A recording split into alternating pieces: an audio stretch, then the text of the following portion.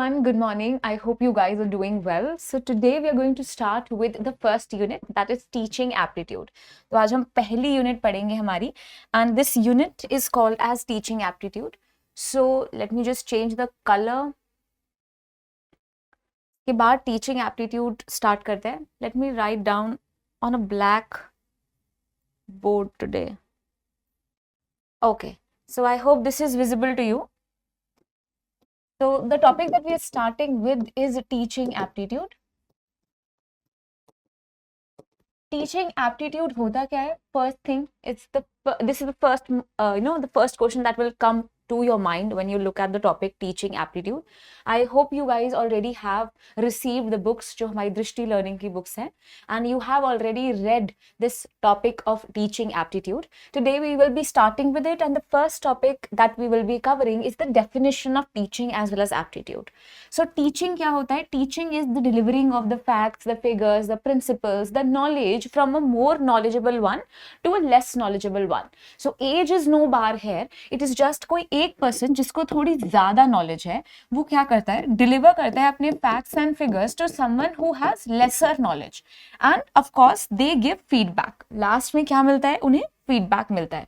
तो means teaching is a continuous process. Teaching is what? Teaching is a continuous process where teachers और the more knowledgeable one will give you the facts, figures, will tell you the things, and what will happen, and then you guys or the students will react, and then the teacher will do what? The teacher will evaluate. Teacher क्या करेंगी? Evaluate करेंगी. So this is how the teaching learning process goes on happening. Right, so this means that teaching is a continuous process. Teaching starts with delivering of the facts and the figures, and teacher is the one who will start the process. So teaching कैसा है? It is all pervasive. It is all pervasive. It is continuous. Teaching is everywhere. Teaching is present at every point of time. That is why teaching is not only formal, but teaching can be formal, informal, and non-formal. So teaching क्या है?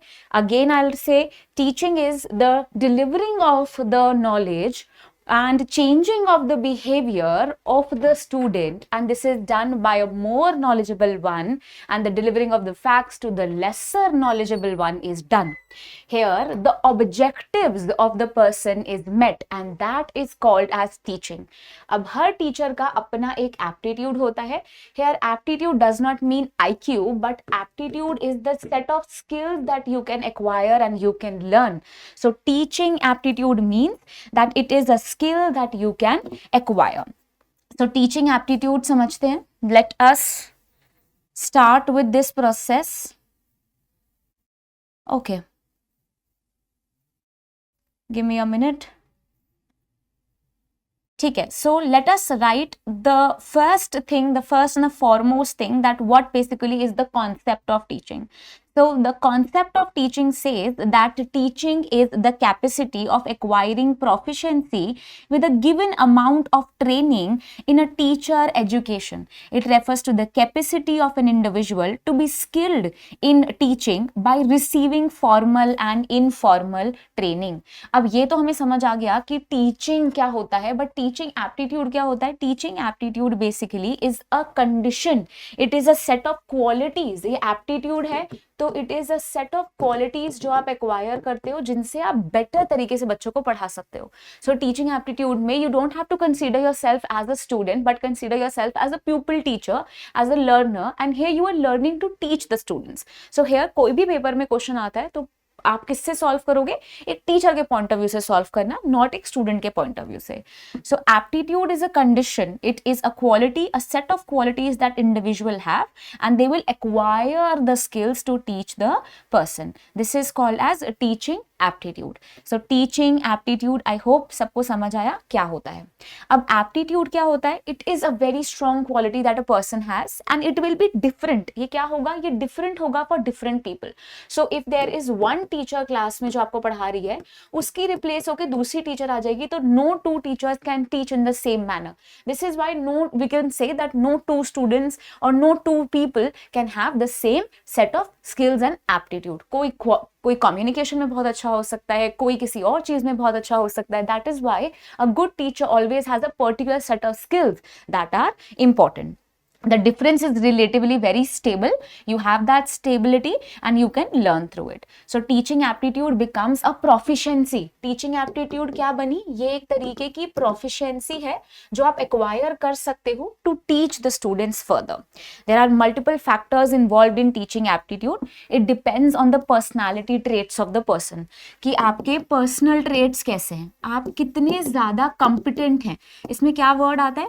कितनी ज़्यादा आपके पास competencies हैं, आप कितने competent हैं, और personal traits, आप कितने ज़्यादा intellectual हैं, आपका intellect कैसा है, प्लस आपका temperament कैसा है.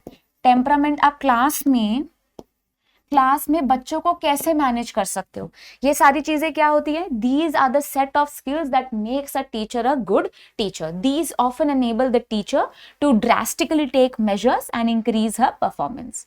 सो teaching involves what? Teaching involves एक टीचर, एक learner, एक content. That is why we can say that the teaching is what? Teaching is a continuous process. It is a process in itself. और कुछ लोग कहते हैं that it is a bipolar process. Some people say that it is a bipolar process where we have a teacher and we have a student. While some people say that it is a tripolar process. ये कैसा process है?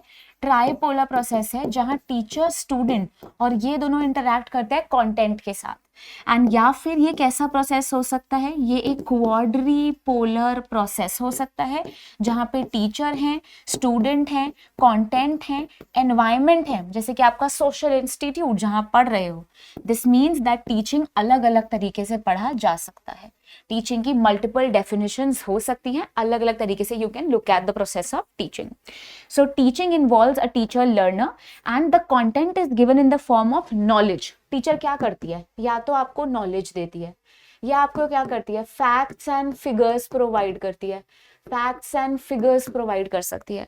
और क्या कर सकती है? Information दे सकती है, इंफॉर्मेशन पास कर सकती है, स्किल्स पास कर सकती है ना.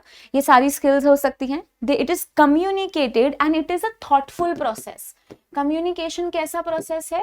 It is a thoughtful process जो सोच समझ के किया जाता है. स्किल जो आपको टीचर यूज करके सिखाती है. Finally good methods are use. अच्छे मेथड्स यूज किए जाते हैं ताकि क्या हो? आपके ऑब्जेक्टिव्स मीट हो जाए. टू मीट द ऑब्जेक्टिव्स, हमारा मेन एम क्या है?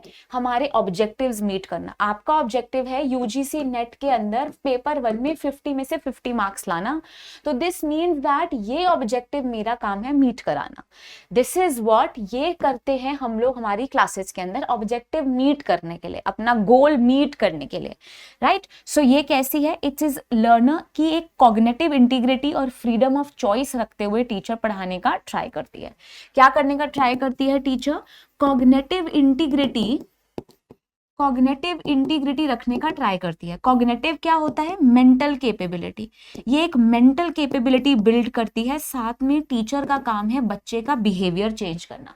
बच्चे का बिहेवियर इस तरीके से चेंज करना, because we all are social animals, we have to go forward and then work. Educate करना टीचर का सबसे ज्यादा इंपॉर्टेंट काम है. So the impact to impart the knowledge or a skill or give instruction or lesson to instil and to inspire is the act of teaching. So there are multiple definitions, जैसे कि we have Garnier एक scholar है, Gagne भी बोलते हैं इनको. ठीक है. इन्होंने क्या डेफिनेशन दिया? Teaching is a process of relationship which should be dealt with cooperation. Teaching is a process. Teaching क्या है? टीचिंग एक तरीके का प्रोसेस है ऑफ रिलेशनशिप. किन दो लोगों के बीच में रिलेशनशिप है? टीचर और स्टूडेंट के बीच में. Teaching is a process of relationship which should be dealt with cooperation. इसका मतलब क्या होता है? कि टीचर को स्टूडेंट के साथ कोऑपरेट करते, एमिकेबल रिलेशनशिप रखते हुए उनको आगे बढ़ाना पड़ता है. ऐसे ही वी हैव H.C. मॉरिसन की डेफिनेशन भी इंपॉर्टेंट है.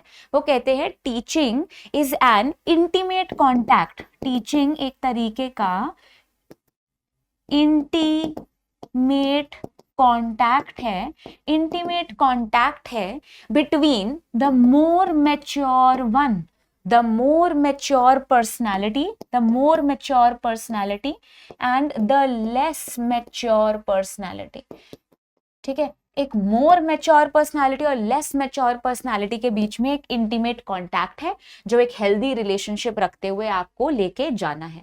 सो एक मोर मैच्योर वन मतलब जो आपसे थोड़ा ज्यादा जानता है.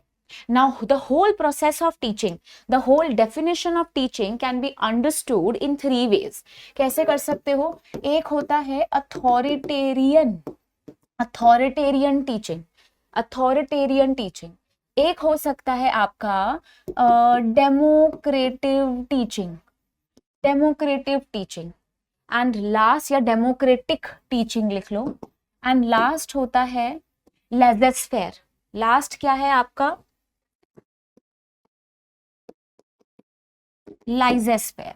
ठीक है. सो व्हाट हैपेंस, अगर आप अथॉरिटेरियन टीचिंग देखोगे तो यहाँ पे होता है teacher is at the centre, जहां पे टीचर आपको सारी नॉलेज दे रही है. Teacher is at the centre, this is the authoritarian teaching. यहाँ पे टीचर क्या करा रही है? आपको फैक्ट्स दे रही है, इसका मतलब आपको क्रैमिंग करा रही है और साथ में रोट लर्निंग करा रही है. टीचर सेंटर में है और स्टूडेंट्स कैसे हैं? स्टूडेंट्स पैसिव हैं और टीचर कैसी हैं? टीचर एक्टिव है. मतलब स्टूडेंट्स फुली डिपेंडेंट हैं किसके ऊपर? टीचर के ऊपर. किस पे डिपेंडेंट है? तो स्टूडेंट्स डिपेंड करते हैं ऑन द टीचर. खुद का कोई दिमाग नहीं लगाते हैं, जो टीचर बोलती हैं वो याद करते हैं. दिस इज फैक्ट सीखना, फिगर्स सीखना, cramming. This is authoritarian type of teaching. जैसे कि आपका लेक्चर मेथड, जहाँ पे आप मोस्टली चीजें सीख लेते हो लेकिन टीचर से क्या करते हो? ज्यादा सवाल जवाब नहीं करते हो. देन आता है democratic kind of teaching. Democratic kind of teaching के अंदर we have a relationship that is maintained. यहाँ क्या होता है? Relationship between what is learned. आप यहाँ पे रिलेशनशिप दिखाती हैं टीचर आपको, जो भी उन्होंने सिखाया और किस तरीके से उनको यूज करना है आगे, वो सारी चीजें आपको सिखाती हैं. So this means that here understanding is created. यहाँ पे understanding is created. This means that the teacher and the student both are active and passive. कभी टीचर एक्टिव है, कभी स्टूडेंट एक्टिव है, दोनों. तो इसलिए ये डेमोक्रेटिक हो गया. यहाँ पे क्या है? एक एमिएबल रिलेशनशिप है, दोनों एक दूसरे के साथ काम करने का ट्राई कर रहे हैं. यहाँ पे अंडरस्टैंडिंग होता है और रिलेशनशिप बिल्ट होता है. Relationship between principles and what ever you have learned. Last में आता है laser-fair. Laser-fair is a market that runs for the greater good of the satisfaction. This means ये एक स्टूडेंट सेंटर्ड अप्रोच है. कैसी approach है? ये एक स्टूडेंट सेंटर्ड अप्रोच है जहां पे स्टूडेंट्स क्या करते हैं? रिफ्लेक्ट करते हैं ऑन देयर नॉलेज. क्या करते हैं? अपनी नॉलेज पे रिफ्लेक्ट करते हैं. साथ में क्या करते हैं? इंट्रोस्पेक्ट करते हैं. रियल लाइफ में इस नॉलेज को यूज करते हैं. क्या करेंगे? वो बेसिकली वो लाइफ में प्रॉब्लम सॉल्विंग खुद करना सीखते हैं. And here teacher is only a facilitator. Teacher सिर्फ क्या कर रही है? कभी कभी गाइड कर देगी लेकिन टीचर उससे ज्यादा कुछ नहीं करेगी. जैसे कि अगर आपने रिसर्च करनी है तो आपका मेंटोर है, आपको गाइड कर देते हैं लेकिन आपका हाथ पकड़ के आपको चलना नहीं सिखाते हैं. This means that the whole teaching process can be divided into 3 parts. ये होता है pedagogy. Pedagogy is when you have the teacher at the centre और एक एक करके टीचर आपको सारी चीजें सिखाती है. यहाँ पे बच्चे थोड़े छोटे होते हैं और टीचर की बात सारी उन्हें माननी पड़ती है. यहाँ आता है एंड्रागोजी. एंड्रागोजी के अंदर teacher and student both are important. Here you are adult. यहाँ पे आप यंग लर्नर हो. यंग लर्नर्स के लिए सही होता है ये एडल्ट लर्नर्स के लिए सही होता है, या फिर आप कह लो स्कूल स्टूडेंट्स के लिए सबसे ज्यादा सही होता है ये. तो दिस इज एडोलेसेंस के लिए. एंड देन वी हैव ह्यूटागॉजी, ये होता है एडल्ट्स के लिए। बेसिकली जैसे वो जॉब ढूंढने जा रहे हैं तो वो अपनी सेट ऑफ स्किल्स ज्यादा इंप्रूव करते हैं। So authoritarian teaching is a type of teaching where teacher is at the center. Democratic, where teacher and student both take part. Here relationships are built. And laissez-faire is a type of teaching where the students take the charge. They reflect and they do problem solving. So this can be directly matched. This can be directly matched with the 3 levels of teaching. ये क्या है? ये साथ में match किए जा सकते हैं 3 लेवल्स ऑफ टीचिंग के साथ। अब लेवल्स ऑफ टीचिंग कौन से हैं? Let us write it down. So there are multiple levels of teaching, total 3 levels of teaching है। The first is the memory level. First level कौन सा है? Memory level. मेमोरी लेवल के अंदर it is rote learning that is done and it is an authoritarian teaching. यही वाले terms paper में आते हैं, एकदम यही टर्म्स पेपर में आएंगे। Remember, rote learning, cramming of facts and figures are done, teacher is at the centre, students are passive. Then we have the understanding level. At the understanding level, what happens? At the understanding level, it is the relationship between the facts and the figures and the principles that are learned. What is taught to you, you understand that. यहाँ पे ABCD सिखा दिया, यहाँ पे word formation. अब उनको खुद real life में use करना is the last level that is called as the reflective level. ये कौन सा level है? Reflective level. So 3 definitions के हिसाब से आपको 3 levels भी समझ आ गए होंगे, ठीक है? So what is the first level? Memory level, understanding level and reflective level. Authoritarian, democratic and legislative teaching. So teaching an activity that is done at the memory level is done when the teacher is at the center and teacher centered approach है. Democratic level के अंदर the concepts are made clear and here what happens? Teachers are the of course helping hands, teacher are helping the students, लेकिन students भी बहुत ज्यादा part लेते हैं। Laissez-fair के अंदर रिफ्लेक्टिव लेवल जैसे पार्ट होता है, जहां पे it is a more thoughtful activity that is done and problem solving is also created. तो दिस मीन्स एजुकेशन यहाँ पे कैसे इम्पार्ट होती है? बच्चे खुद सीखना ट्राई करते हैं। आई होप दिस इज क्लियर। उसके बाद एक कॉन्सेप्ट आता है एजुकेशनल फिलोसफीज का। किसका? Educational philosophies. अब पहले इससे काफी क्वेश्चन आते थे, अब इससे ज्यादा क्वेश्चन नहीं आते हैं, but I would like to at least tell you कि कौन सी फिलोसफीज हैं। सो क्लास में कोई भी अगर टीचर आपको सिखा रही है तो वो फिलोसफीज यूज करती हैं। एजुकेशन क्या होता है? चीजें सिखाना आपको। टीचिंग क्या हो रहा है? टीचिंग बेसिकली आपको एजुकेट करना ही होता है।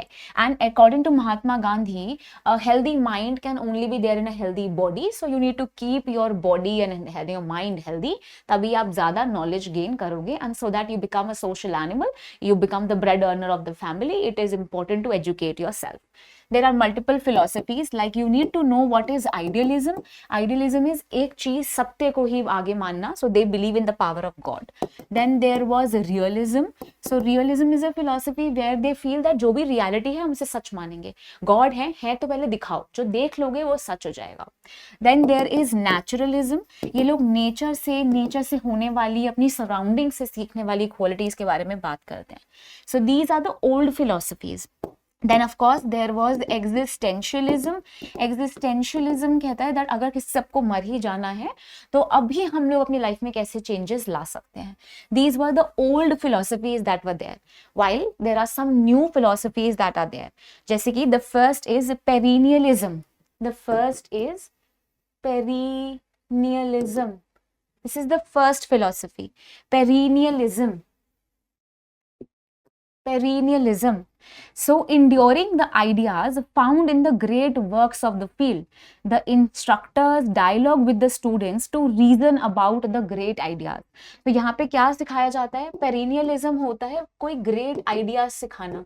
जैसे महात्मा गांधी ने क्या ग्रेट आइडिया दिया, किसी और पर्सन ने क्या ग्रेट आइडिया दिया, ये बोल के आप किसी को सिखा रहे हो चीजें, उसे हम कहते हैं perennialism. That is called as perennialism. This is the first philosophy. Then we have essentialism. Second philosophy जो न्यू फिलोसफीज में है, असेंशियलिज्म। ये भी इंस्ट्रक्टर सेंटर्ड है। और ये कैसी होती है? Instructor centred. मतलब जो भी इंस्ट्रक्टर बोलता है वो आप मान लेते हो. Instructor said that this is the good quality that you need to learn, you need to be punctual, you agree to it. This is what perennialism. Essentialism is also instructor centred, ये भी instructor centred है.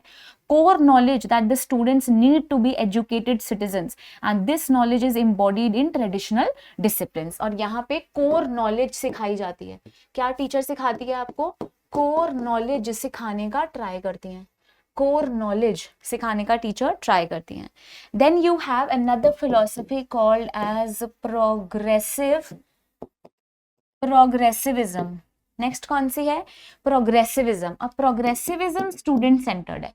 Progressivism कैसा है? Student centred है. There is integration of study with real life experiences through active learning, problem solving and experimentation. यहाँ पे क्या है? आप स्टडी को रियल लाइफ के साथ लिंक करने का ट्राई करते हो so that you can use it in your life. Then you have social theory और सोशल रिकंस्ट्रक्टिविज्म.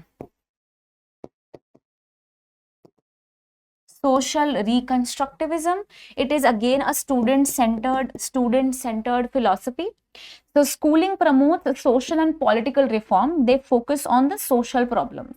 Last is existentialism, जहाँ पे बच्चे खुद डिसाइड करते हैं what is good for them and what is bad, right? So this means that a teacher and a student both take part in the teaching and the learning process. I hope this is clear जो अभी हमने पढ़ा. Okay, then let us study about knowledge. तो educational philosophy समझ आ गई. अब there is this very important concept of knowledge जो हमें पता होना चाहिए. इस बारी भी पेपर में आ गया था ये. तो knowledge क्या होता है? Knowledge is also ज्ञान. Knowledge क्या है? हमारा ज्ञान है. Right? So simply put हमें क्या सीखना है? हमें knowledge के अंदर सीखना है metacognition के बारे में. So metacognition is thinking about our thinking. So what is metacognition? Knowledge के अंडर आता है ये topic. Metacognition is thinking about thinking. ये क्या होता है? Thinking about thinking is called as metacognition. Okay, the ability is essential of critical thinking because its role in evaluating the success of current approaches and the extent to which they can be improved. तो आपकी क्या approach है और उस approach को मैं कैसे ठीक कर सकती हूँ, इंप्रूव कर सकती हूँ, उस स्टडी को क्या कहते हैं? That is called as metacognition. So if you read more about metacognition, you will understand it is a self-regulated learning. Metacognition क्या होता है? एक तरीके का self-regulated learning होता है.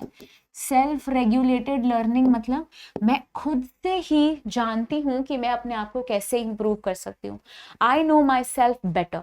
So the critical thinkers are willing to question and justify, am I good enough. जब मैं ये पूछती हूँ अपने आप से कि अगर मुझे यूजीसी नेट 2024 जो अब दिसंबर में आएगा उसको क्लियर करना है तो मुझे 6 आवर्स की पढ़ाई करनी है टोटल एक डे में.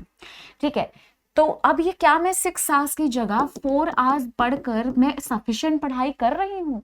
क्या मैं इतनी ज्यादा नॉलेजेबल हूँ कि मैं अपने आप को ही क्वेश्चन करूँ? तो ये क्या है? ये एक तरीके की क्रिटिकल थिंकिंग होती है. ये एक तरीके की क्रिटिकल थिंकिंग होती है जो अपनी थिंकिंग को ही जज करती है, अपनी थिंकिंग को ही जज करने का ट्राई करती है और सॉल्यूशन फाइंड करती है. That is called as metacognitive knowledge, right? So metacognitive describes anything one knows about thinking, especially one's own thinking. So यहाँ पे 3 तरीके की thinking आती है metacognition के अंदर. Declarative thinking, procedural knowledge या फिर declarative knowledge and conditional knowledge. So there are 3 types of knowledge that you need to learn. 3 types of knowledge. The first is the declarative knowledge.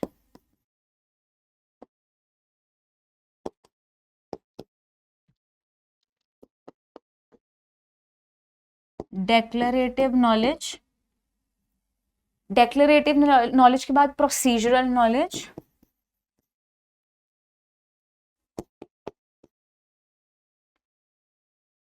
procedural knowledge and conditional knowledge.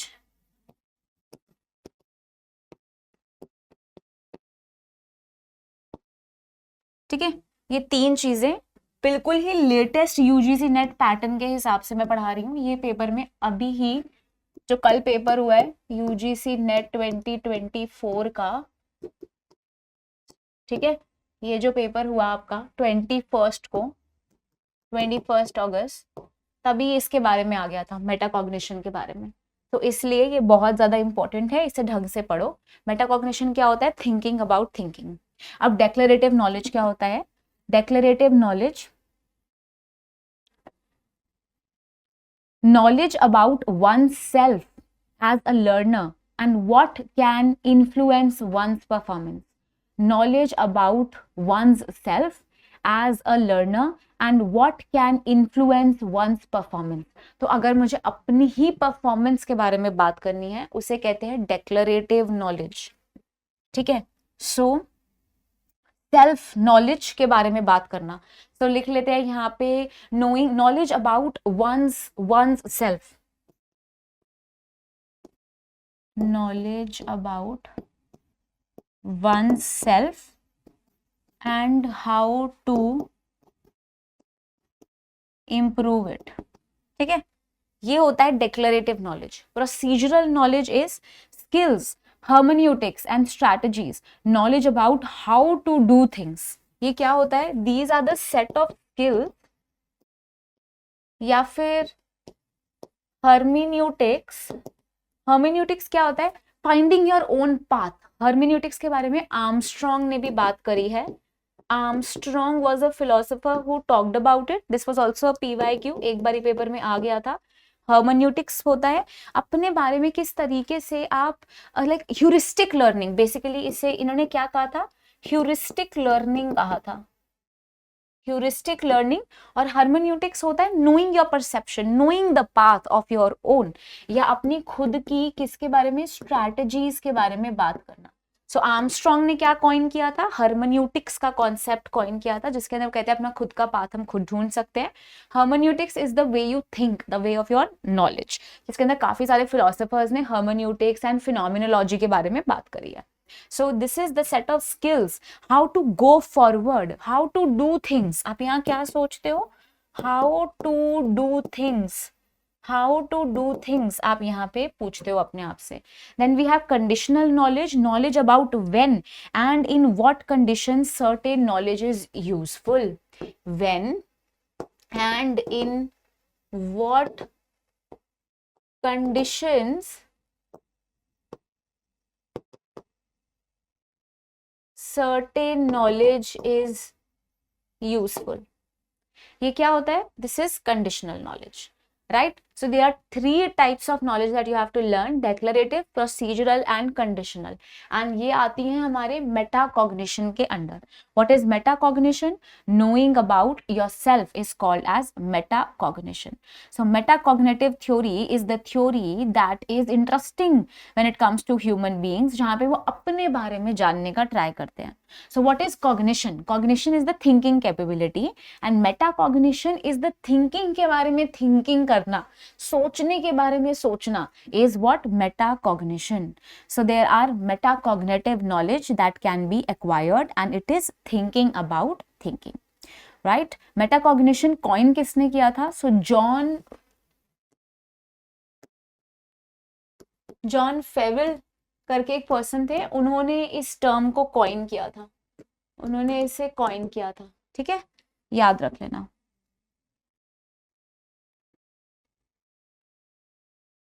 So thinking higher or thinking beyond is called as metacognition। Knowing about knowing, learning to learn and higher order thinking, reflective thinking, big thinking, executive thinking, ये सारे किसके नाम हैं? Metacognition के ही नाम है। तो ये अलग अलग नेम से आ सकता है, इसलिए I will give you these names as well. Metacognition बहुत सारे डिफरेंट तरीके से वो पूछ सकते हैं। So it is what? It is knowing about knowing.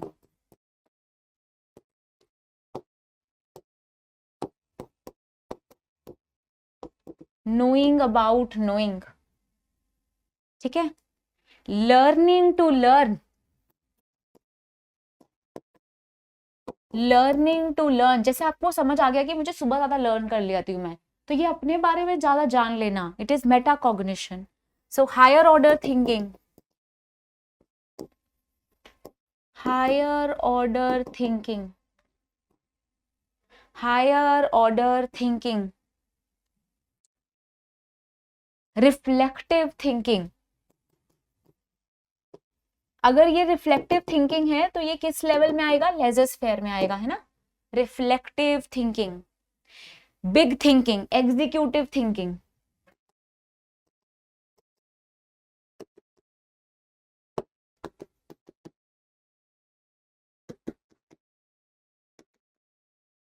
Okay, I hope सबको ये वाली सारी चीजें अच्छे से समझ आ गई हैं कि कॉग्निशन क्या होता है. So meta cognition is meta cognitive knowledge. आप अपने आप को क्या कर सकते हो, मेटा कॉग्निशन दो चीजों से बनता है. एक तो आपको नॉलेज हो जाए कि आप अपने सेट ऑफ स्किल्स कैसे इंप्रूव कर सकते हो, ठीक है. वन इज योर नॉलेज, इसके अंदर ये तीन नॉलेज आ जाएंगी. एक हो सकता है सेल्फ रेगुलेशन से, सेल्फ रेगुलेशन, अपने आप को मोटिवेट करके, अपने आप को ठीक रख के. अब यहाँ पे सेल्फ रेगुलेशन का कॉन्सेप्ट भी बहुत इंपॉर्टेंट है, इसे ढंग से पढ़ना. सेल्फ रेगुलेशन होता है अपने बारे में ज्यादा जानना, to know better about your self and to work hard on yourself. That is metacognition. Monitoring and controlling your feelings and behaviors is self regulation. क्या होता है, monitoring and controlling your feelings is self regulation. कितना ज्यादा, अगर मन नहीं कर रहा मेरा पढ़ने का, मुझे पता है कैसे पढ़ना है पर मेरा मन नहीं कर रहा है, तो इसको अपने आप के मन को चैलेंज करके आगे पढ़ना, that is called as self regulation. Metacognition is controlling your thought process and साथ में क्या आता है, self learning, self regulated learning. This is called as self regulated learning approach which is applicable and धीरे धीरे हम सारी चीजें खुद ही सीखने लगते हैं, right? So here your awareness of the things is very very important. So the whole concept, the self regulated learning becomes important. So एक तो टीचर आपको सिखा रही है रटवा रटवा के, एक है आप सेल्फ रेगुलेटेड लर्निंग कर रहे हो, आपको पता है कि मेरे लिए सही क्या है. तो यहाँ पे आप सेल्फ रेगुलेटेड लर्निंग में क्या करते हो, here you look forward for the cognition. Cognition is the mental growth. आप अपनी मेंटल कैपेसिटी के बारे में ज्यादा सोचते हो, मेंटल ग्रोथ के बारे में सोचते हो. Here problem solving, learning and creativity is learn. यहाँ पे क्रिएटिविटी होती है और साथ में लर्निंग होती है. And here problem solving is also done. Problem solving, so this means ये किस लेवल पे आता है, this is only achieved at the last level. ये last level that is the reflective level, वहां पे हम अचीव कर पाते हैं cognition. Cognition then comes metacognition, फिर आता है मेटाकॉग्निशन. अभी हमने पढ़ा metacognition is knowing about the act of knowing. यहाँ पे आप अपने लिए गोल सेट कर पाते हो. क्या कर पाते हो, गोल सेटिंग कर पाते हो और ज्यादातर अपने गोल्स को सोच पाते हो. देन सेल्फ मॉनिटरिंग और रिफ्लेक्सिव प्रैक्टिसेस करते हो.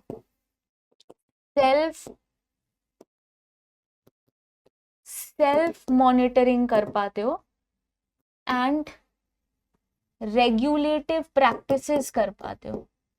ढंग से चीजों को क्या कर पाते हो, सीख पाते हो. रिफ्लेक्टिव भी कर पाते हो, रिफ्लेक्ट भी करते हो. रिफ्लेक्टिव प्रैक्टिसेस भी आप यहाँ पे पार्ट लेते हो. अभी हमने मेटाकॉग्निशन पढ़ लिया है. साथ में एक और कॉन्सेप्ट आता है मोटिवेशन का. क्या आता है, motivation. Now motivation is the only driving force. ये क्या है, ये एक तरीके की ड्राइविंग फोर्स है जो हमें आगे तक लेके जाती है और हम ज्यादा से ज्यादा चीजें क्या कर पाते हैं, सीख पाते हैं. It is the interest. ये क्या है, ये आपका इंटरेस्ट बिल्ड करती है। क्या करती है? इंटरेस्ट दिखाती है एक पर्टिकुलर चीज में। अगर आपको पढ़ने का मन है तो आप ज्यादा पढ़ोगे, नहीं तो आप नहीं पढ़ पाओगे। मोटिवेशन दो तरीके की होती है, एक होती है एक्सट्रिंसिक, एक होती है एक्सट्रिंसिक। दैट मीन्स वो एक्सटर्नल होती है, आपकी मम्मा आपको मार मार के पढ़ा रही है, टीचर बोल रही है जबरदस्ती पढ़ो पढ़ो पढ़ो। एक होती है इंट्रिंसिक, एक क्या होती है? इंट्रिंसिक। वो क्या होती है? इनर। इनर मतलब आप खुद से ही करते हो, आप ये सेल्फ मोटिवेटेड, आप खुद से ही ढंग से पढ़ रहे हो। यहां से दो कॉन्सेप्ट आ जाते हैं, सेल्फ एस्टीम बिल्ड होता है आपका यहाँ से, और क्या होता है? सेल्फ एफिकेसी भी बिल्ड होती है। अब ये भी PYQ है, ये आपका आया था 2024 का जो पेपर पहले हुआ पर वो लीक हो गया था, इसलिए दोबारा पेपर हुआ, उसके अंदर आया। 2024 का जो लीक वाला पेपर था उसके अंदर आ गया था। सेल्फ एस्टीम होती है आपकी खुद की नजर में इज्जत, ठीक है, आपकी खुद की रिस्पेक्ट, तो ये होता है सेल्फ रिस्पेक्ट। लेकिन एक टास्क को करने का आपका प्रोफिशिएंसी क्या होता है? Self efficacy. सो मैं क्लास में पूरे नंबर लाऊं डज नॉट मीन मेरे अपनी नजर में बहुत इज्जत है अपने लिए। हो सकता है I have less self esteem but I am too good at English literature, right? So this means self efficacy and self esteem comes from intrinsic motivation, अंदर से मोटिवेटेड होंगी तो। साथ में एक और कॉन्सेप्ट आता है लोकस ऑफ कंट्रोल का। तो लोकस ऑफ कंट्रोल मतलब आपका कंट्रोल आपके अंदर होना चाहिए। ये आपका दिल है तो आपका कंट्रोल आपके हाथों में होना चाहिए, बाहर नहीं होना चाहिए। तो लोकस ऑफ कंट्रोल कैसा होना चाहिए? इनर। मेरा कंट्रोल मेरे थॉट पे खुद होना चाहिए, ठीक है। ये होता है सेल्फ एफिकेसी बिलीव से बनता है ये किससे बनता है? लोकस ऑफ कंट्रोल कैसे बनता है? सेल्फ एफिकेसी बिलीव कि ये टास्क तो मैं बहुत अच्छे से खुद ही कर लूंगा, ये तो मेरे लिए बहुत ज्यादा इजी है, ठीक है। सो आप प्लानिंग करते हो, नॉलेज लेते हो, धीरे धीरे चीजें समझते हो, सेल्फ रेगुलेटेड परफॉर्मेंस करते हो और आपको ज्यादा से ज्यादा चीजें समझ आती हैं, राइट? छोटा सा एक और डायग्राम हम बना सकते हैं to learn the things better. एक और चीज हम देख सकते हैं, let me change the colour. Why do I feel कि इतना क्लियर नहीं है?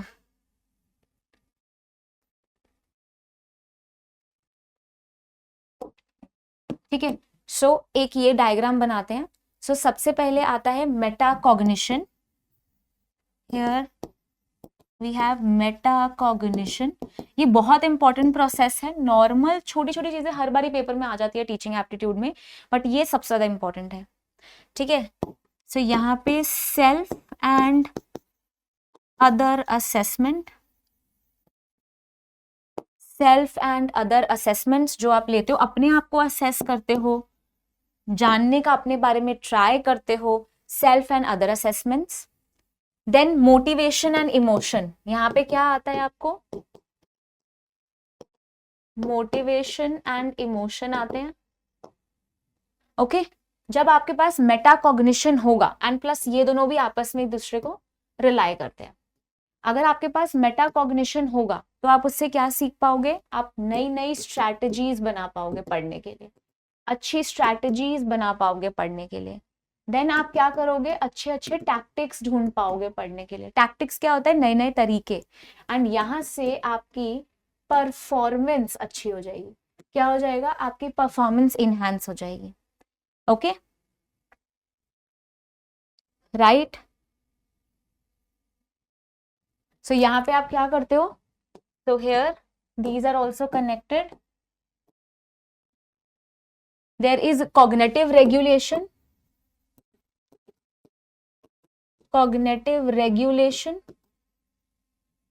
and here you have affective regulation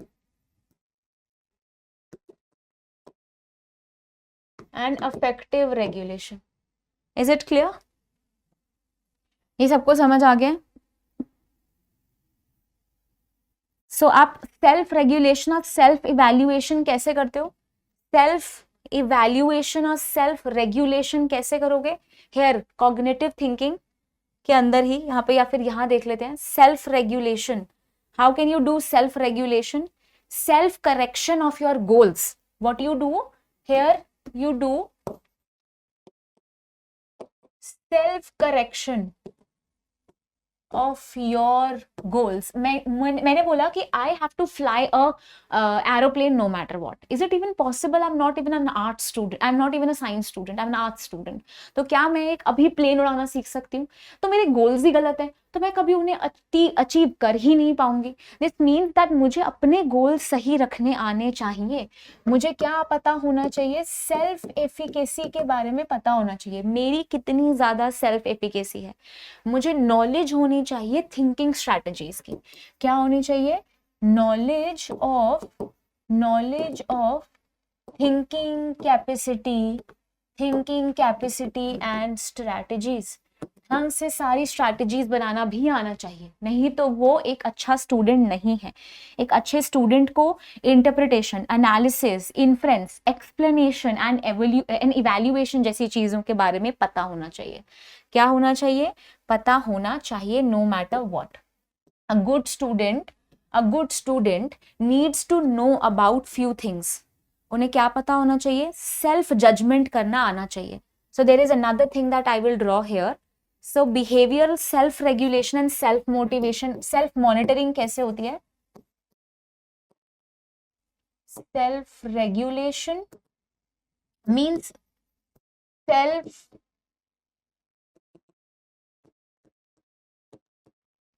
self monitoring, है ना? सेल्फ मॉनिटरिंग कर रहे हो आप, अपने बिहेवियर पे चेक कर रहे हो, right? So here self observation of the performance of knowledge.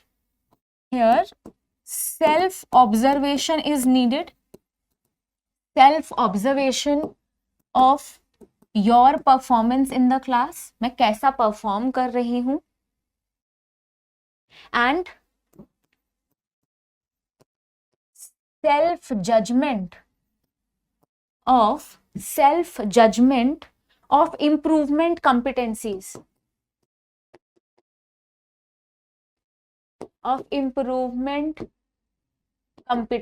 मैं अपने आप को कैसे इंप्रूव कर सकती हूँ. Also I need to regulate my self reactions. मेरे को एक बारी पेपर में बहुत गंदे मार्क्स आए, मैंने पढ़ना ही छोड़ दिया, तो मेरे रिएक्शंस ही गलत थे. मैंने अपने आप को क्या किया? मोटिवेट ही नहीं किया. सो इस तरीके से मैं कभी भी आगे अच्छा परफॉर्म नहीं कर पाऊंगी, right? So it is very important to be in an environment of self regulation. Skilled activities and physical context के अंदर आपको पेशेंस के साथ चीजें खुद ही सीखनी पड़ती हैं. सेल्फ करेक्शन खुद ही करना पड़ता है. आपको क्या करना पड़ता है? खुद ही इंटरप्रिटेशन आनी चाहिए. आपको इंटरप्रिटेशन आना चाहिए, एनालिसिस आना चाहिए, इवैल्यूएशन आना चाहिए. ये सारी क्या होती हैं? ये हायर ऑर्डर एक्टिविटीज होती हैं, ठीक है? और आपको क्या आना चाहिए? इन्फ्रेंस निकालना आना चाहिए, इम्प्लीकेशन निकालना आना चाहिए. ये हर स्टूडेंट नहीं कर पाएगा. ये वही स्टूडेंट करेगा जो एक सेल्फ रेगुलेटेड लर्नर है. A self regulated learner, a self regulated personality can only do that. It's a very personalised way, बहुत पर्सनलाइज्ड है. दिस मीन्स दैट आपको क्या होनी चाहिए? आपको अपने बारे में अवेयरनेस होनी चाहिए. क्या होना चाहिए? ये वर्ड बहुत जरूरी है. Here you need self awareness होना चाहिए. ये वाले क्वेश्चंस हर बारी पेपर में आते हैं. जो आज हमने पढ़ा ये बारी बारी पेपर में आता ही है, हर बारी पेपर में आता है. ओके ठीक है. नाउ एक और चीज, एकेडमिक लर्निंग एनवायरनमेंट के बारे में देखते हैं कि एकेडमिक लर्निंग एनवायरनमेंट में क्या होता है. So let us study about academic learning environment.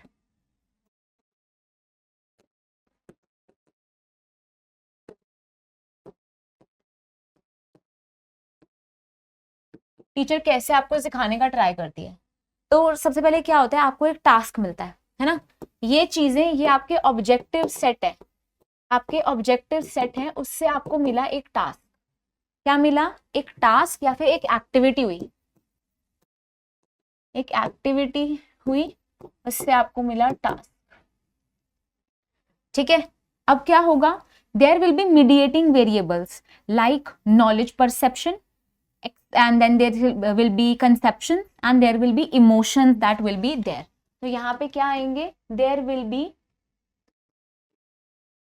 Mediated variables, कुछ कुछ आपको काम करने से रोकने वाले थॉट्स आएंगे आपके पास, जैसे आपकी पास्ट नॉलेज, जैसे कि आपकी परसेप्शंस, साथ में आपके इमोशंस, ये आपको रोकने का ट्राई करते हैं चीजें करने से पहले, ठीक है। फिर आप इनका ही यूज कर कर अपने टास्क को क्या करने का ट्राई करते हो, इंटरप्रिटेशन करने का ट्राई करते हो अपने टास्क की, इंटरप्रिटेशन। साथ में आपका एक पर्सनल ऑब्जेक्टिव भी होता है। मेरा पर्सनल ऑब्जेक्टिव क्या है, जैसे मेरे पास आपके पास टास्क आया ये एक कुछ चीजें लर्न करने का, आपके पास एक्टिविटी के थ्रू मैं आपको सिखा रही हूँ, आपके पर्सनल ऑब्जेक्टिव है, ये पेपर में आता है तो आप इसको ढंग से पढ़ोगे नो मैटर व्हाट, ठीक है। आप सेल्फ रेगुलेटेड स्ट्रैटेजीज लगाओगे। अब सेल्फ रेगुलेटेड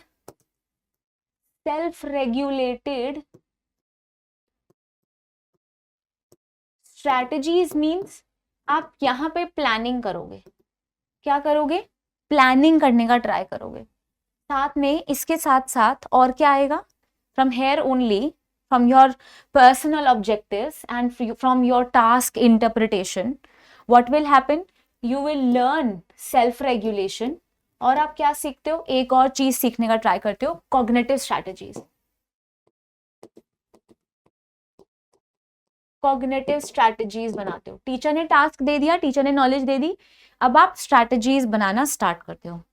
आप साथ में सेल्फ रेगुलेटेड स्ट्रैटेजीज बनाते हो। साथ में क्या बनाते हो, पर्सनल ऑब्जेक्टिव के साथ ही आता है self regulated strategies. Self regulated strategies जैसे एडजस्टिंग, जैसे कि एडजस्टिंग कितना मैं सीख सकती हूं, एडजस्ट करना, एडजस्टिंग टू लर्न, मैनेजिंग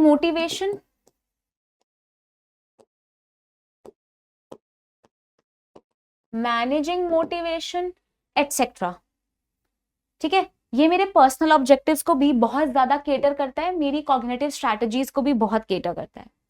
तो यहां से क्या होगा, self monitoring and self evaluation आएगी मुझे करनी।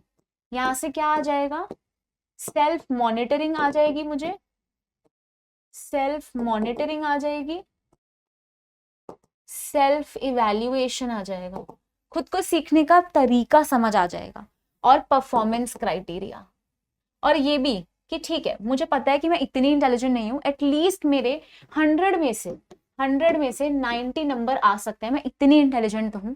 100 में से 100 की इंटेलिजेंस नहीं है मेरे पास, लेकिन एटलीस्ट मुझे मेरा क्राइटेरिया पता है कि मैं हमेशा A1 स्टूडेंट रही हूँ, A1 स्टूडेंट हूं, तो मेरे पास इतने नंबर आने ही आने चाहिए, ज्यादा कम वो अलग बात है, ठीक है।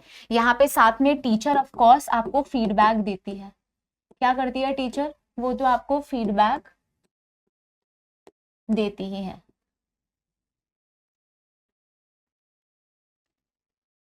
आई होप दिस इज क्लियर और सबको ये सारी चीजें समझ आ गई हैं।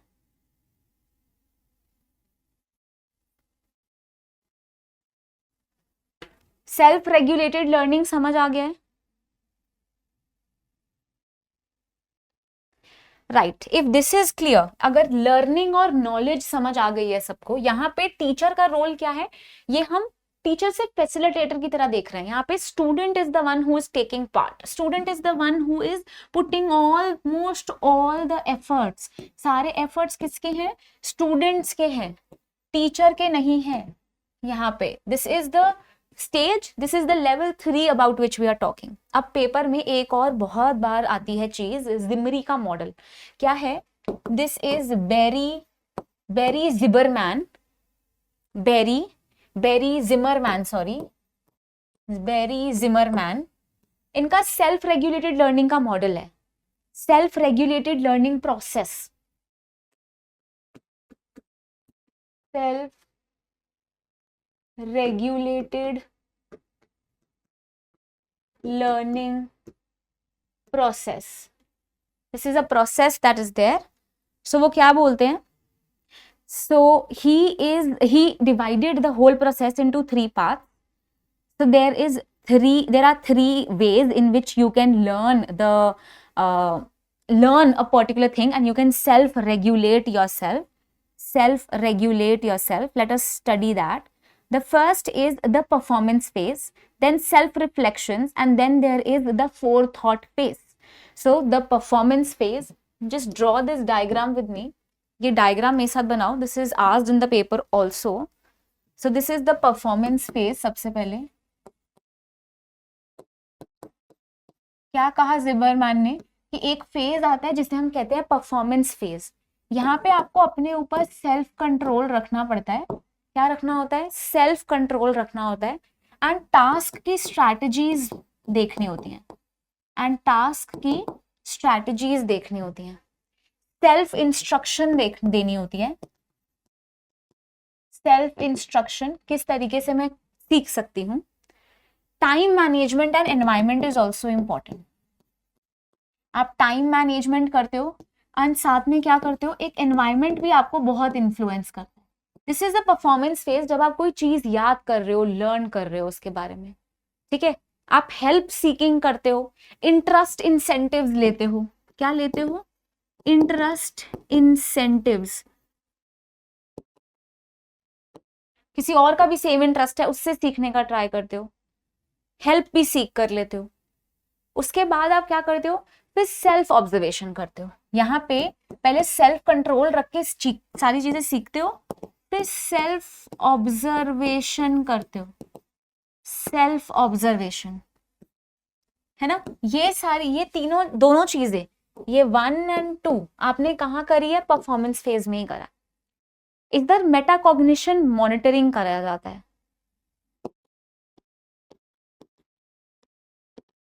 मेटाकॉग्निशन मॉनिटरिंग की जाती है. ओके. उसके बाद आता है self reflection phase. Self reflection phase. After this we have self reflection phase. अब यहां पे मैंने जो टास्क कर दिया है उसके बारे में मैं रिफ्लेक्ट करूंगी, सही किया या गलत किया. So I will do what? There will be self judgement. What will happen? I will judge whether I did it correct or not, जिसे हम evaluate भी कहते हैं. साथ में मैं सेल्फ रिफ्लेक्ट करूंगी,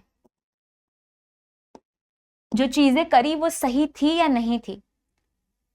यहाँ पे सेल्फ सेटिस्फैक्शन के बारे में बात होती है, यहाँ पे इवैल्यूएशन के बारे में बात होती है, यहाँ पे मेरी सेल्फ सेटिस्फैक्शन, ये काम कर कर मुझे कितना सही लगा, क्या मैं खुश हूं या नहीं हूं. After this comes this is the first, this is the second phase. Then comes the third phase. After this, the third phase is the forethought phase.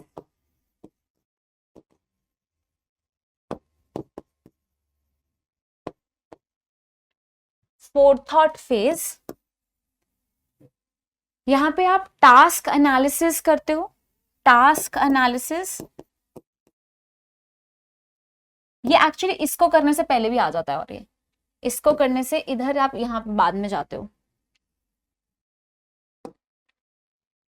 Task analysis मतलब आप गोल सेट करते हो. आपका गोल सेटिंग स्ट्रैटेजी भी यहीं पर आती है. स्ट्रैटेजीज यहां प्लान करते हो. एंड सेल्फ मोटिवेशन बिलीव्स होते हैं.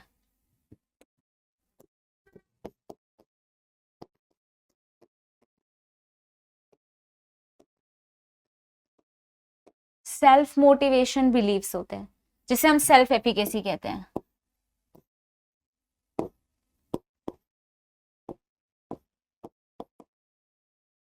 अब क्या हो रहा है, एक बार समझने का ट्राई करते हैं. ये आई होप सबने बना लिया है.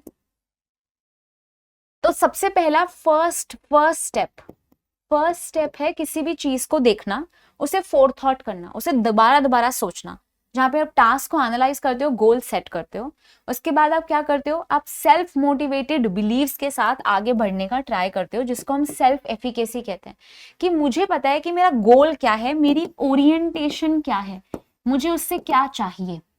उसके बाद आपका सेकेंड स्टेप आता है जहां पे आप परफॉर्मेंस करते हो, टास्क लेते हो, एनवायरनमेंट के थ्रू, इंटरेस्ट के थ्रू से करते हो, बाद में अपने ऊपर ऑब्जर्व करते हो कि क्या वो मेटाकॉग्निटिकली ठीक है.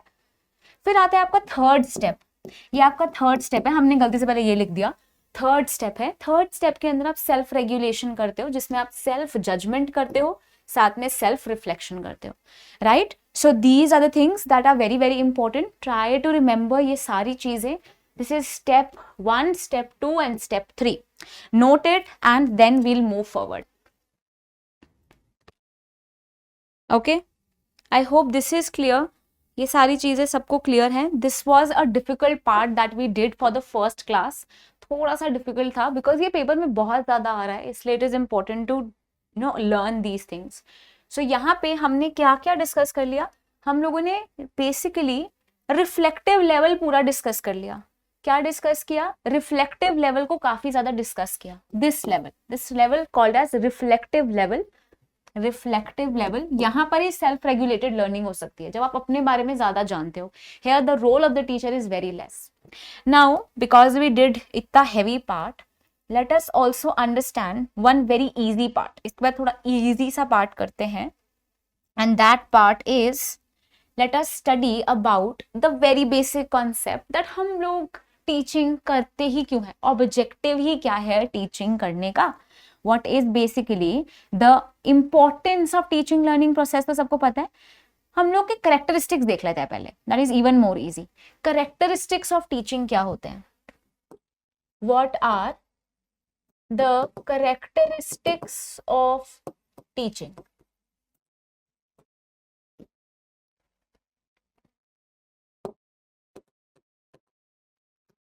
कि टीचिंग करते हैं तो टीचिंग का करेक्टरिस्टिक कैसा होगा.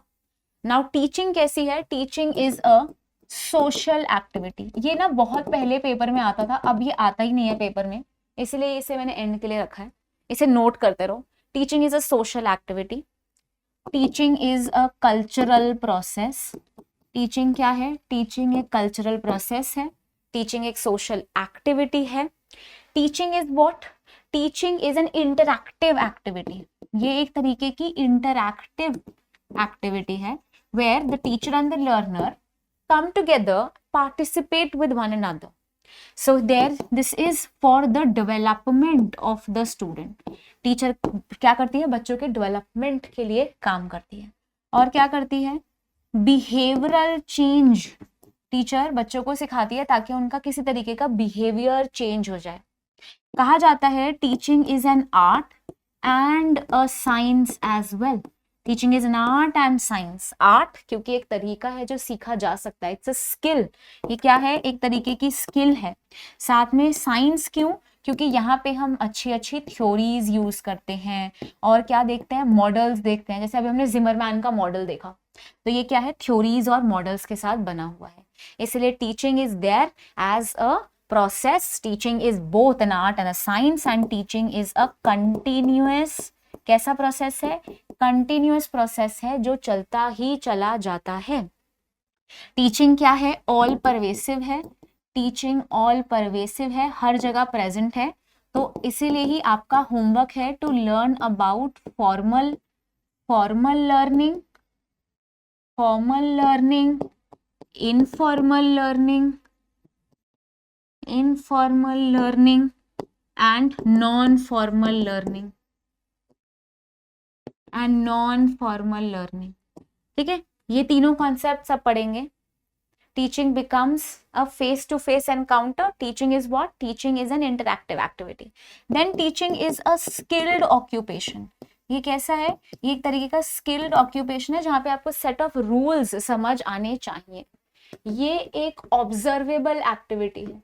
ऑब्जर्व करके आप देख सकते हो बच्चे को कितना समझ आया नहीं आया. ये एक मेजरेबल एक्टिविटी है. Teaching is incomplete without evaluation. Without evaluation teaching क्या होता है, इनकम्प्लीट होता है. टीचिंग कॉन्शियसली भी हो जाती है और साथ में अनकॉन्शियसली भी हम बच्चों को काफी सारी चीजें सिखा देते हैं. बच्चे कॉन्शियसली भी सीखते हैं, अनकॉन्शियसली भी सीखते हैं. टीचिंग से ही एक और कभी कभी पेपर में आता है, इट्स अ कंटिन्यूम. टीचिंग क्या है, teaching is a continuum of training. ये कंटिन्यूम है ट्रेनिंग का. ट्रेनिंग क्या होता है, एक प्रॉपर सेट ऑफ स्किल्स सिखाना. साथ में कंडीशनिंग का, कंडीशनिंग क्या होता है, एक चीज पे आपकी मोल्डिंग कर देना, कंडीशनिंग कर देना, साथ में इंस्ट्रक्शन देना, इंस्ट्रक्शन, इंस्ट्रक्शन क्या होता है, एक सेट ऑफ स्किल्स बता देना जो पेपर में ऊपर इंस्ट्रक्शंस दे दो, और साथ में इंडोक्ट्रिनेशन का, और किसका, इंडोक्ट्रिनेशन का सॉरी, इंडोक्ट्रिनेशन का। ठीक है, बहुत नॉर्मल सा कॉन्सेप्ट है, इनको एक बार देख लेते हैं। तो टीचिंग क्या है, टीचिंग एक तरीके का कंटिन्यूम है, मतलब ये तो हम एक प्रॉपर एक नॉर्मल चीज के लिए करते हैं, एक दो कॉन्सेप्ट्स के लिए कर लेते हैं, लेकिन टीचिंग हमेशा चलता ही जाता है। तो teaching is a continuum of training, conditioning, instruction and indoctrination. What do we mean by training, training is given for a particular skill.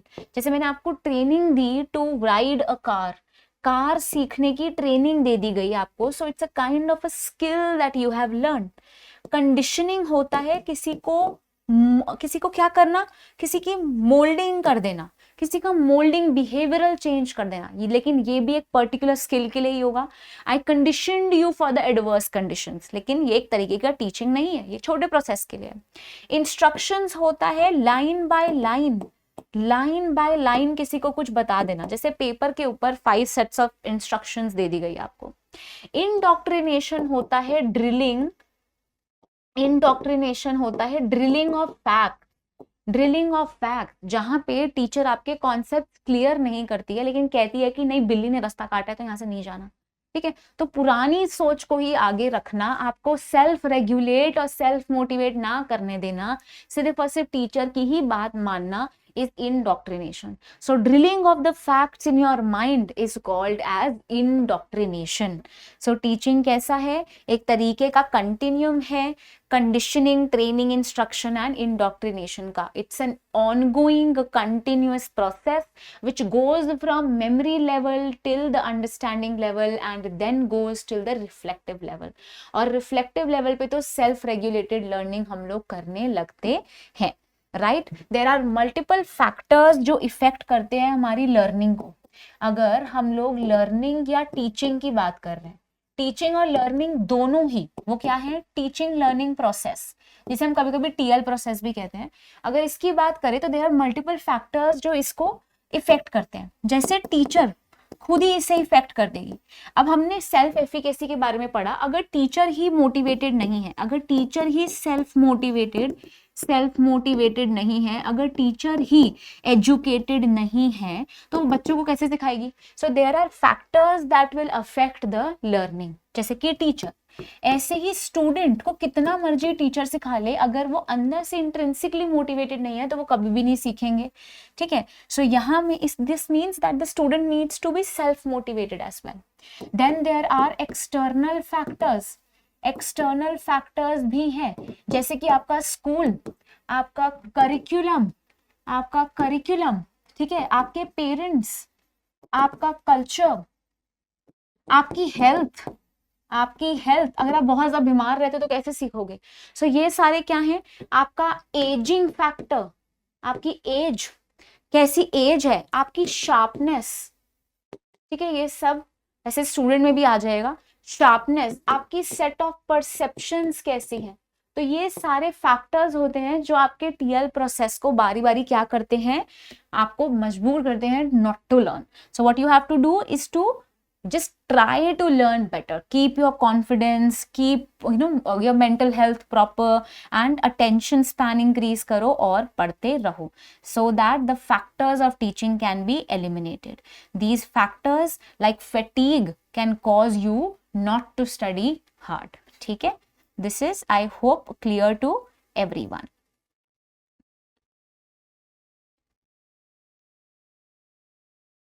Then let us study about one more very important concept कि हम teaching करते क्यों हैं। तो what are the objectives of teaching। बहुत easy सा concept है कि हम ऑब्जेक्टिव क्या है, टीचर आपको पढ़ाती ही क्यों है। टीचर पढ़ाती है आपको बिहेवियरल चेंज के लिए, कि आपका कोई बिहेवियरल चेंज हो जाएगा, आप थोड़े से बदल जाओगे। ठीक है, आपका कॉग्निटिव ग्रोथ होगा, क्या होगा, कॉग्निटिव ग्रोथ हो जाएगा। देन आप क्या करोगे, आप खुद से ही सीखने लगोगे. Then acquiring knowledge, acquisition of knowledge. आप नॉलेज ज्यादा से ज्यादा एक्वायर करोगे, ज्यादा से ज्यादा सीखोगे. Plus social and efficient member of society.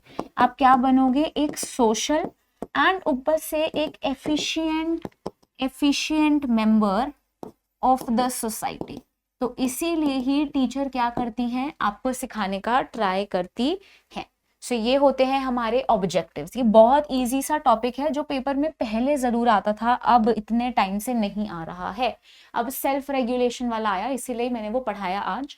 वो काफी इंपॉर्टेंट टॉपिक है. Then there is another concept जिसे हम कहते हैं maxims of teaching. Maxims of teaching. As I told you, teaching is an art and a science. So there are certain maxims जो teacher use करती है बच्चों को पढ़ाने के लिए. Maxims मतलब कुछ तरीके, कुछ गोल्स, कुछ सेट स्टैंडर्ड्स, कुछ सेट प्रिंसिपल्स. एक तरीके का मैक्सिम होता है. मैक्सिम एक तरीके का सेट प्रिंसिपल है, एक तरीके का सेट प्रिंसिपल है जिसे आप यूज कर सकते हो आगे सीखने के लिए. एक वाइज सेइंग है, एक तरीके का एक्सप्रेशन है जो इंपॉर्टेंट है. जैसे कि टीचर आपको सिखाने के लिए क्या करती हैं, मोस्टली आपको किसी नोन चीज से अननोन चीज पे लेके जाती हैं. तो मैंने आपको डायरेक्टली सेल्फ रेगुलेटेड लर्निंग नहीं सिखाया, पहले बताया टीचिंग क्या होता है, नॉलेज क्या होता है, टाइप्स ऑफ नॉलेज क्या है, फिर हम लोग गए सेल्फ रेगुलेटेड लर्निंग तक. तो हम नोन से अननोन की तरफ जाते हैं. हम लोग पहले एनालिसिस से कहाँ जाते हैं, फिर सिंथेसिस की तरफ बढ़ते हैं. पहले लोग चीजों को एनालाइज कर लेते हैं, फिर उसको सिंथेसाइज करके नई नई चीजें बनाने का ट्राई करते हैं. दिस मीन्स सबसे पहले हम लोग सिंपल चीज देखते हैं, उसके बाद हम कोई कॉम्प्लेक्स चीज देखने का ट्राई करते हैं. हम क्या देखते हैं, हम होल से पार्ट पे जाते हैं. हम पहले पूरा टॉपिक समझा टीचिंग एप्टीट्यूड, फिर उसके छोटे छोटे पार्ट्स को समझने का ट्राई किया. हम कॉन्क्रीट चीज समझते हैं ताकि हम एब्स्ट्रैक्ट चीजों में अप्लाई कर पाए. सो हम बेसिक रूल्स रेगुलेशन सीख लेंगे ताकि हम उसे लाइफ में यूज कर पाए, रियल लाइफ के अंदर उसको क्या कर पाए, अप्लाई कर पाए. ठीक है, इसका मतलब हम लोग कहाँ जाते हैं, हम लोग पर्टिकुलर से जनरल की तरफ जाते हैं. पर्टिकुलर से जनरल की तरफ जाते हैं. हम इम्पेरिकल से रैशनल होते चले जाते हैं. इम्पेरिकल होता है एक्सपेरिमेंट्स करते करते हम रैशनल होने लगते हैं. हम साइकोलॉजिकल स्टडी से लॉजिकल स्टडी की तरफ चले जाते हैं, ज्यादा से ज्यादा लॉजिकल बन जाते हैं. So these are the maxims. ये टीचर यूज करती हैं क्लास में टू टीच द स्टूडेंट्स. ठीक है, इस तरह से क्या होगा, अगर आप मैक्सिम्स अच्छे से यूज करोगे, if there is the proper usage of maxims, what will happen, there will be a good relationship. एक अच्छा रिलेशनशिप बिल्ड होगा between the teachers and the student. The teaching learning process will be interesting. वो process हमेशा interesting रहेगा. बच्चों का locus of control हमेशा बना रहेगा. They will be motivated. वो मोटिवेटेड रहेंगे पढ़ने के लिए, डर के नहीं भागेंगे. ठीक है, लर्निंग बाय डूइंग करेंगे. लर्निंग बाय डूइंग, ये कॉन्सेप्ट लर्निंग बाय डूइंग किसने दिया था, जॉन डेवी ने दिया था. जॉन डेवी ने दिया था. करके अच्छे तरीके से चीजों को सीखने का ट्राई करेंगे. यहाँ से बच्चे critical thinking, higher order thinking को ज्यादा अच्छे से कर पाएंगे. सेल्फ रेगुलेटेड लर्निंग के लिए भी basic concepts are needed. Basic concept important है. टीचर के साथ अच्छे से इंटरेक्ट करना जरूरी है. अटेंशन स्पैन इंक्रीज रखना ज्यादा जरूरी है. अगर प्रॉपर मैक्सिम्स ऑफ टीचिंग पूरे हुए तभी आप क्या कर पाओगे, ऑब्जेक्टिव्स ऑफ टीचिंग को अटेन कर पाओगे. आपको रेडी रहना पड़ेगा, अवेयर रहना पड़ेगा, हमेशा पार्टिसिपेट करना पड़ेगा, सो that you understand the things proper. ठीक है, ये चीजें काफी इंपॉर्टेंट हैं. Note this down. एंड एक और चीज मैं आपको यहाँ पे देती हूँ, कुछ चीजें आपको याद रखनी है. जैसे you need to remember who talked about, this is very basic, Wardha system of education. Wardha system of education के बारे में किसने बात किया, डायरेक्टली पेपर में आ जाता है. तो याद रखना, ये महात्मा गांधी हैं. महात्मा गांधी ने इसके बारे में बात की है। Then we have learning that takes place in nature. तो नेचर में लर्निंग होती है, ऐसा कहा है हमें टैगोर ने। किसने कहा है? टैगोर ने कहा है। एक और बहुत इंपॉर्टेंट चीज, इंटीग्रल लर्निंग के बारे में श्री औरोबिंदो ने कहा है। किसने बोला है? श्री औरोबिंदो ने कहा है। देन स्पिरिचुअल एस्पेक्ट्स के बारे में सर्वपल्ली राधाकृष्णन ने कहा है। ट्रांसफॉर्मिंग ह्यूमन माइंड कृष्णमूर्ति ने कहा है। ट्रांसफॉर्मिंग ऑफ ह्यूमन माइंड, ये किसने बोला है? जे कृष्णमूर्ति। ओके, सो ये पेज सबके लिए काफी इंपॉर्टेंट है, इसे नोट करो। Right, there is one more thing जो वैसे पेपर में नहीं आता, बट एक डायग्राम है जो बना लेते हैं। टीचिंग, इसको 2 पार्ट्स में डिवाइड कर लो, ठीक है? 2 पार्ट्स में डिवाइड करो। Then change in behaviour. अगर आपको चेंज इन बिहेवियर चाहिए तो इसके लिए हम कौन से 2 प्रिंसिपल्स का यूज करते हैं? कंडीशनिंग का एंड साथ में ट्रेनिंग का। Conditioning and training. और अगर आपको बिलीफ और नॉलेज इंक्रीज करनी है, change in belief and knowledge, change in belief and knowledge, तो आपको क्या करना है? Indoctrination and instruction.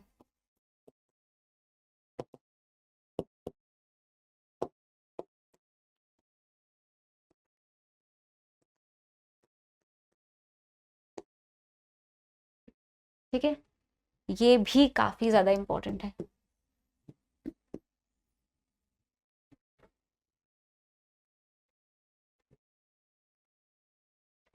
So firstly note this.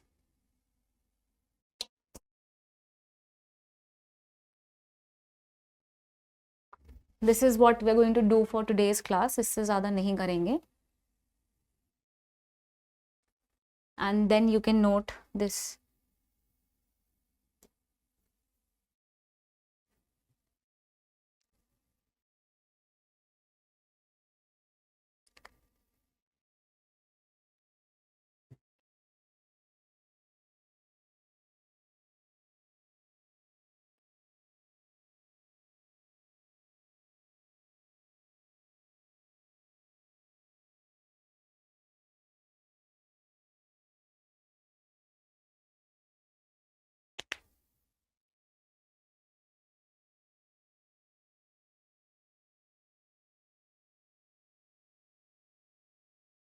Okay. Now I will give you time to also note these things because I know हम थोड़ा सा fast थे यहाँ पे. Note this page. It's very, very, very important. बहुत ज़्यादा important है. Then this academic learning environment.